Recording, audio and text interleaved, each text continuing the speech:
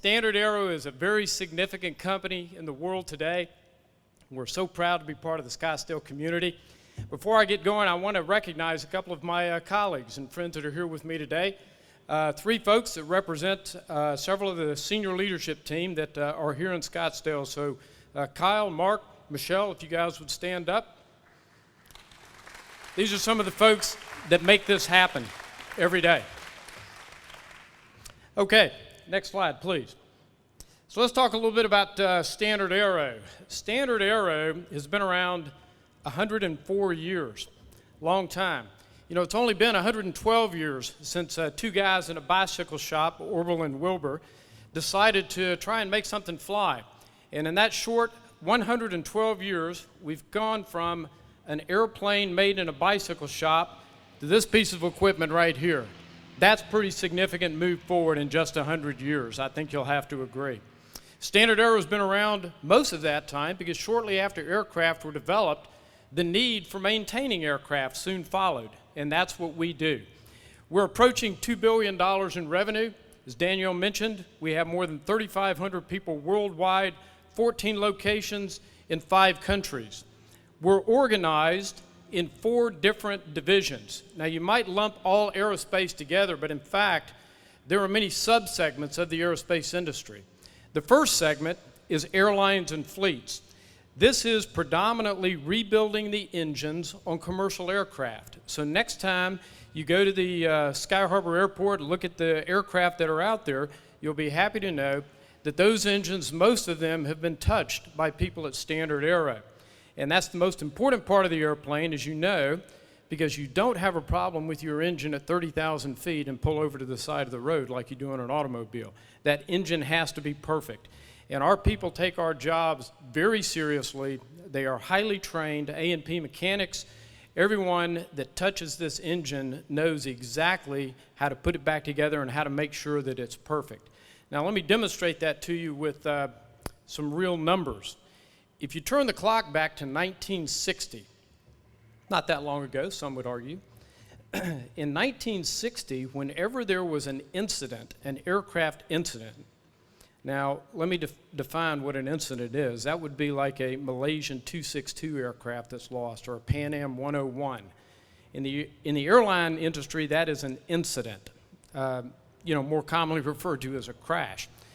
If you took the number of incidents per airline flight hour in 1960, and you moved that forward to today in 2015, and if we had the same percentage of incidents today that we did in 1960, we would have an aircraft incident every 3 days. Now think about that for a minute. So you have to ask yourself the question, is the airline industry safer today than it was in 1960? Absolutely. By an order of magnitude on a logarithmic scale, it is much more safe. People talk about businesses that are Six Sigma businesses. How many people have heard the term Six Sigma? How many people think they actually work in a business that is Six Sigma? I don't see any hands, right? There are businesses that are Six Sigma in quality. The airline industry is one of them. The airline industry operates, believe it or not, at about 9 Sigma. So it is possible, and with appropriate attention, care, precaution, testing, safeguards, you can create highly reliable, highly safe businesses like the aerospace industry, okay? So that's our first business, airlines and fleets, predominantly engines, predominantly for commercial aircraft. The second sector that we represent is BizAv, business aviation. That's what is going on here today. This is a BizAv aircraft. So these are tools that businesses and corporations use to move their executives around when you have multiple locations and you have to get there quick. This is the predominant tool to be able to get that done. The BizAv sector operates around the world. We're fortunate to have such a world-class facility right here in the middle of Scottsdale as the Scottsdale Exec Airport, and with FBOs like Signature here to service these aircraft. We do a lot of this work ourselves as well. The third segment of our business is military and components. So we do work on military aircraft, as you saw on the video. C-130s, P-3s, even Global Hawks. We revitalize the engines as various other equipment and weapon systems on those aircraft as well. Very different business than commercial aircraft. And then finally, the fourth piece of our business is the sexy, glitzy piece of our business. You thought this was it, right? Let me tell you, the people that are really important business folks fly around in one of these. The guys that are world leaders have their own 747. And we get to modify those aircraft. So when heads of state need an aircraft, and they have, for instance, we're about to deliver in 2 months the very first non-commercial 787, the new Boeing Dreamliner, the very first one to go into service other than for commercial use, we're delivering to the President of Mexico. That's also the kind of work that we do, and you can imagine, I could tell you stories about the quality and the workmanship that go into some of these aircraft that would just bring tears to your eyes. You would get in some of these airplanes and you would say, I didn't know that men and women could make things this nice. Unbelievable aircraft, okay? So that's the four businesses that make up StandardAero. We do work on engines, we do work on the interior of the aircraft, we do work on the avionics, we do upgrades for in-flight entertainment. We recently put a new system in one of Taylor Swift's 3 airplanes that she has. So her iPod can plug in and she can listen to her music while she's flying around. So think about that next time you get on a Southwest Airlines flight. You'll probably see me sitting there with you. Next slide, please. All right, let's talk a little bit about the location. StandardAero is headquartered here, Scottsdale, Arizona, right down the street at the corner of Scottsdale Road and Lincoln in the Scottsdale Spectrum. Now, we've been in the area for a long time, although we're recently moved to officially into Scottsdale. From that location, we have operations around the world. So we have 8 operations here in the U.S. from coast to coast, spanning from Augusta, Georgia to Los Angeles to Houston, Springfield, Illinois, Dallas, Texas. We have a large operation in Winnipeg, Canada, that services helicopter engines and a lot of the military work and some of our commercial aircraft. And we also have operations in Europe. We have 2 operations in the Netherlands, commercial operation in Tilburg, and a military operation in Woensdrecht, where we do work for on F-16s and soon to do work on the new F-135 Joint Strike Fighter engine. We also have operations in Singapore, where we cover Southeast Asia, and we have a large presence in Sydney, Australia, where we do all the maintenance work for the Royal Australian Air Force. So we truly are a multinational company. We deal with 5 different languages, 5 different sets of customs, 5 different currencies on a daily basis. It's challenging, but let me tell you, there's nothing better in the world than to be able to understand how everyone else in the world conducts their daily business and to be a part of that. Next slide. Let's talk about some of the marquee customers. You'll recognize these folks. Our airlines and fleets business, we do work for such companies as SkyWest Airlines, Southwest Airlines, WestJet, the Canadian version of Southwest Airlines. Soon to have an announcement for a partnership with United Airlines, and we also do some work for American and American Eagle. In our business aviation group, we do work on aircraft not only for individuals and corporations, but we do work for aircraft that are used in the fractional jet market. So if you ever have a chance to fly on a charter airplane from NetJets, FlexJets, we do all of the maintenance work for those aircraft as well. On the military and component side, as I mentioned, we do work for the U.S. Air Force, we do work for the U.S. Navy, the Marines, as well as a couple of the big defense contractors such as Northrop Grumman and Lockheed Martin, to name a few. Next slide. The OEs that we work with, if you think about the big original equipment manufacturers, they generally make, in the aerospace industry, one of 2 things. Either they make the engines or they make the rest of the airplane. So we have authorizations with all the major OEs, the big engine providers such as Rolls-Royce, GE, Pratt & Whitney, Honeywell, another big colleague of ours here in town, Honeywell. We do most of the work on their aircraft engine that go on biz av jets, just like the ones you see flying around here. In addition to that, we also do work with the airframe manufacturers, so Boeing, Airbus, as well as the biz av manufacturers, people like Embraer and Canadair, Bombardier, all of the these glamorous companies that just build beautiful products that you just can't imagine when you get in these things and fly how nice they really are. Okay, next slide. Now, let's talk a little bit about the history. I mentioned we've been around for more than 100 years. How many people are involved in a company in here that have been around more than 100 years? Let's see a show of hands. See, only about 3 or 4. You know, with the exception of the railroads, the shipping industry, there's not too many companies that have been around for more than 100 years. We're really proud about that longevity and all of the things that we have done to be around for a century. And if you look at our employees, we're one of the unusual companies, and when you visit our facilities, you'll see multi-generations of people that have worked for StandardAero. I was at our Houston facility about 2 weeks ago talking to one of our senior folks there on the floor, a man that has 35 years of experience working on these bizjet aircraft. And he introduced me to his son, who was 19, who had just joined StandardAero, was working back in the avionics shop.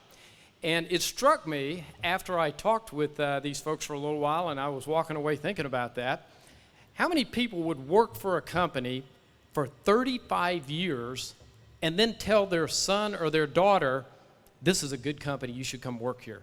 How many people would say, oh my God, I've been here 35 years, this place is terrible. Don't come work here, go anywhere else. That's what most people would say, right? Our people say, you know what, you should come work here. I've dedicated my life to this company, and it's a good company. It's a solid company. We care about our employees. You should dedicate your life here as well. Because you all know that the most important thing that we have is time. That's the one thing that you don't get any more of. And when you spend your time every day going and working around a group of people to try and make a business go, you are dedicating, in my opinion, the single most valuable thing that you have, which is your time.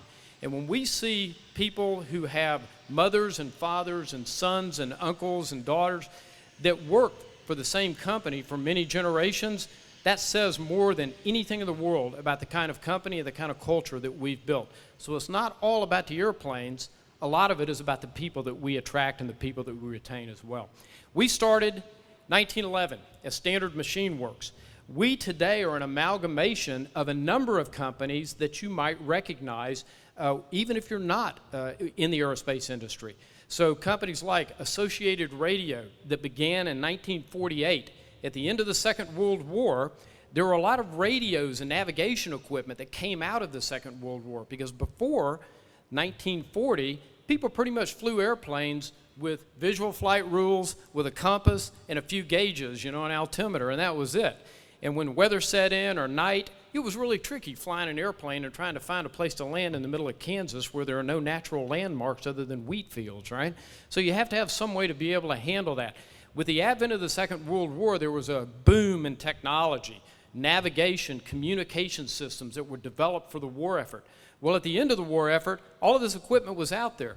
So a couple of bright young entrepreneurs in Dallas, Texas decided to take all of this equipment and to turn it into commercial radios and commercial navigation equipment to advance the state of the art for aircraft. That became the basis for what is today the Associated Air Center, which is one of our primary business divisions. We also tie ourselves back to the infamous, and very famous, I should say, Garrett Aviation. How many people ever heard of Cliff Garrett? Garrett Aviation. Most everybody. Cliff Garrett is one of those guys that is a legend in the aerospace industry coming out of the 1930s and 1940s. Worked alongside people that you would also recognize, like Jack Northrop of Northrop Grumman, Don Douglas of McDonnell Douglas Corporation, and there was Cliff Garrett, who created Garrett Air Research, Garrett Aviation. Garrett Air Research and Garrett Aviation is today our BizAv sector that is headquartered right here in Phoenix. So we have a long lineage there. It all came together in 2007 underneath the ownership of Dubai Aerospace Enterprises, a foreign-owned entity that bought not only StandardAero, but also owned one of the FBOs, Landmark Aviation, which is right across the field here. Unfortunately, as part of that purchase, the Department of Homeland Security would not allow a foreign entity to own an FBO, so that was split off, and the rest became StandardAero. We operated that way, grew the company, almost doubling it in size over the last 7 years, and then just recently, in July of this year, we transferred ownership to Veritas Capital Corporation, so we now are officially an American-owned company again. owned by Veritas out of New York City, big private equity firm. They've been in the aviation industry for more than 25 years and have invested some $5 billion in companies just like ours. So we're real happy with them as our new owners. They have expertise in the aerospace business. They're going to be very helpful to us and accretive to us as we grow the business. And I'll tell you in just a few minutes exactly what the charge is for StandardAero. So I'll let you think about that. Today, almost $2 billion. 5 years from now, where do you think we're going to be? So click on that for just a minute. I'll give you the answer here shortly. Okay, that's the history of StandardAero. Next slide, please. Let's talk about the legacy in the Valley. I mentioned Cliff Garrett. Here's our guy from Garrett Aviation.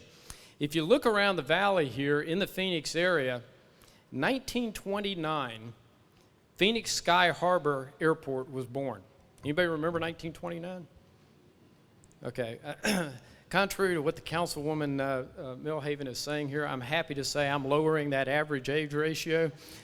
Although I'm not 32, I'm only 33. So, look, in 1929, Scenic Airways opened up a field that eventually became Sky Harbor Airport.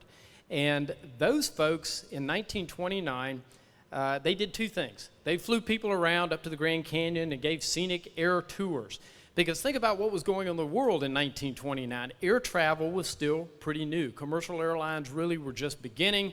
Airplanes were used mainly for delivering mail, sightseeing, barnstorming, various other things. It was a very new industry. Most people still had not ever seen an airplane fly. Imagine that.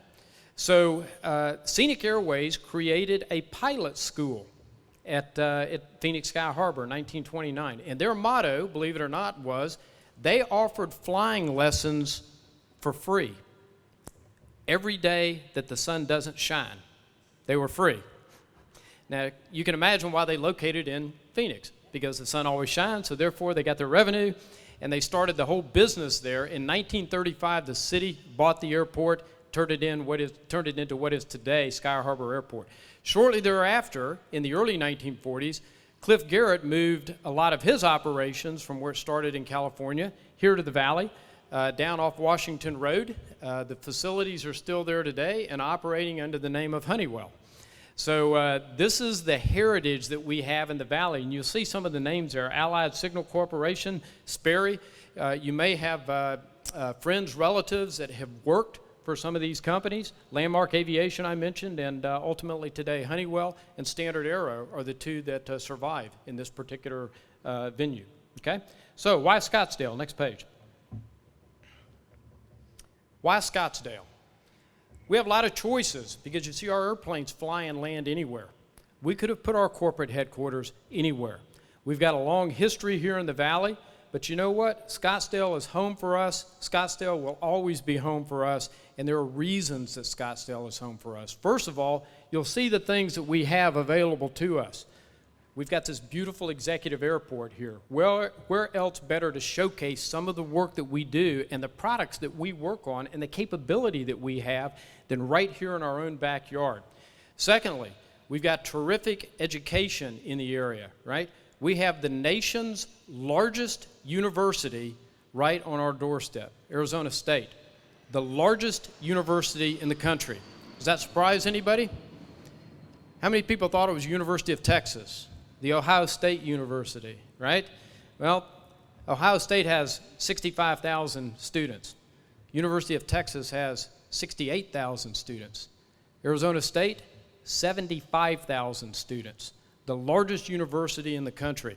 And let me tell you, if you haven't had a chance to meet Michael Crow, you should. The guy has transformed that university into something that is well-known worldwide now, and we have access to all of those graduates. So when we need people in our business, we don't have to go very far.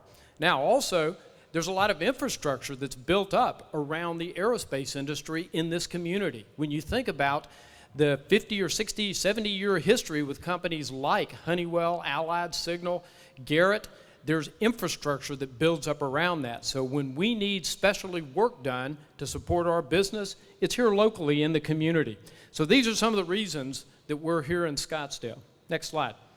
There's more to it than just the business aspect, though. That's only 50% of why we're here. What's the other 50% of why we're here? Because it's a great place to live. That's exactly why. If you had your choice of any place to live, and let me tell you, my wife and I over the last 30 years have lived in 17 different states around the country, one of which was this very area 25 years ago. We are so fortunate to be back, we ain't never leaving. This is the best place for us to be. Scottsdale is a great area. So it's not only good for our executive team to be here, but you know what it allows us to do? It allows us to represent our company in a way that very few places could.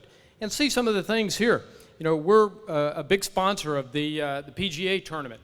So we'll be there on hole 16 every year. And we bring all of our executives out here that are our customers, people from Southwest, people from General Electric, you know, people from Rolls-Royce. We bring them here, we take them to these events. We take them to the Barrett-Jackson. There's all kinds of things that go on here in the Scottsdale area that are national and international venues that we can bring and showcase. So when people come to town, we're not only showing them what we can do as a company, but we can show them a really nice environment. And believe me, it's not hard to get people from Minneapolis to come to Scottsdale in about January, right? We get a waiting list a mile long for people that want to come here and visit us amazingly in the wintertime. But nonetheless, we take advantage of that because it gives us the ability to really showcase ourselves in a very positive way to all of our customers. And what does that do? Well, that encourages growth not only for us, but from other businesses like ours. So we can serve as a magnet to attract other aerospace companies into the area. Next slide. Okay, finally, what's the future hold? Well, here's the answer. I asked you to think about what's the plan for StandardAero in the next 5 years. Quite simply, we want to add $2 billion worth of revenue to our company. We want to go from a $2 billion company to a $4 billion a year company. How many people think we can do that? Just raise your hand. All right, very good, thanks. Appreciate the vote of confidence. I'll be back probably sooner than 5 years, and I'll be happy to tell you what it's like to manage a $4 billion a year company right here in the Scottsdale area. Now, how are we going to do that? Well, we have a number of key growth levers that I'll talk about. One is in the commercial aerospace industry, so winning new platforms like the LEAP engine. The LEAP engine, for those of you that are not intimately familiar with every engine type and variation on every aircraft in the world, I suspect there's a few, I'll help you out a little bit here. The LEAP engine is the next generation engine that is going on the Boeing 737. Now, why is that important? Next time you go to Sky Harbor, walk around, look at all the airplanes, 9 out of 10 of them that you find are going to be what? A 737, right? That's the most prolific airplane in the world today. The engine that's on it is a CFM56. We do the work on that engine. We're doing development work right now with GE so that we can be on the next generation engine that will replace that, which is the LEAP engine. That will go on the next generation aircraft, the 737 MAX, that is soon to take its first test flight. In addition to that, we're working closely with Honeywell, our neighbors, on the next generation BizAv engine. The engine that flies on many of these airplanes here, the one right behind me out there, has a TFE 731 on it. That is a Honeywell engine. That engine has been around about 40 years, long time, well-known, well-proven engine. That engine is now being replaced by the HTF 7000, which is the next generation BizAv engine, and we've been working closely with Honeywell for the last few years, getting that engine into service, getting it maintained, and helping them write the maintenance manual for that engine. So who do you think would be the logical candidate to help maintain those engines as they build up time and service in the industry? It should be us, because we know that engine as well or better than the OE manufacturer because we helped them tune it, okay?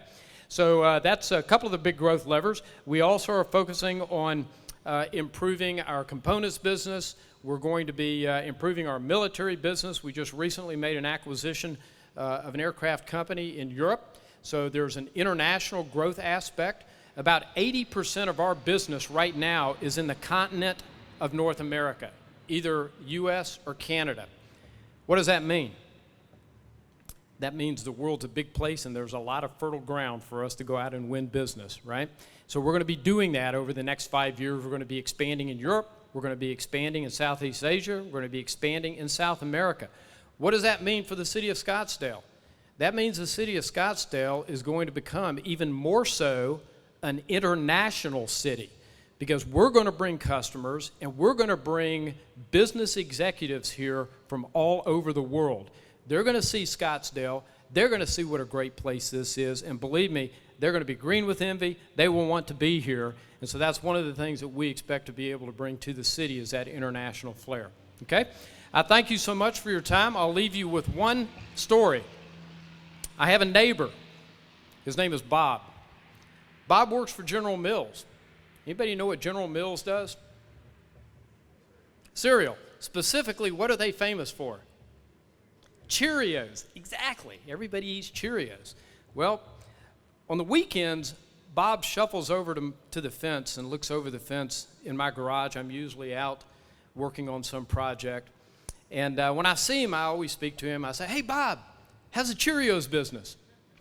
And Bob shuffles over and he looks at the ground and he says, "I hate my job."